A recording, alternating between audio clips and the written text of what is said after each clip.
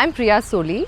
I'm from Kerala and I'm placed with Navbharat Jagriti Kendra in Koti district, Jharkhand.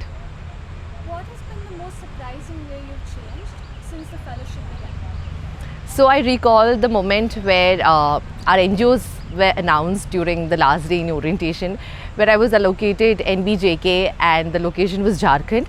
I was a little skeptical during that time, but once I moved to my village, I must say I'm totally in love with the place right now. So I think adaptable to the change is something that evolved or came within myself, and that's one of the biggest things I feel needed, required in this sector of social sector.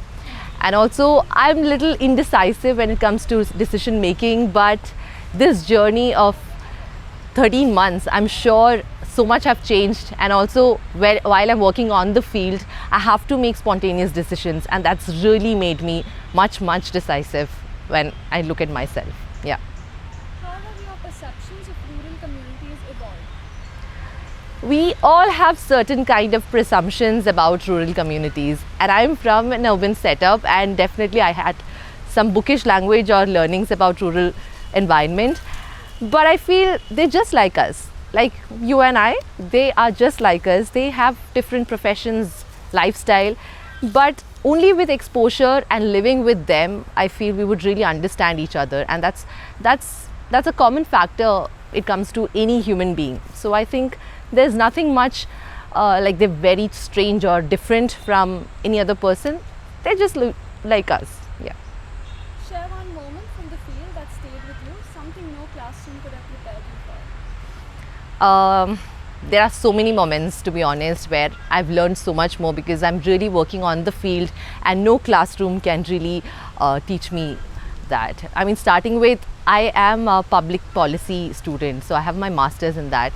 We have learned about NRLM or SHGs in our lectures, but that's not totally how it really is. So only when you sit with didis, you understand how it really works. So I think that could be one. And other than that, the family I'm placed with, so we call her Badima, and there is Faguni.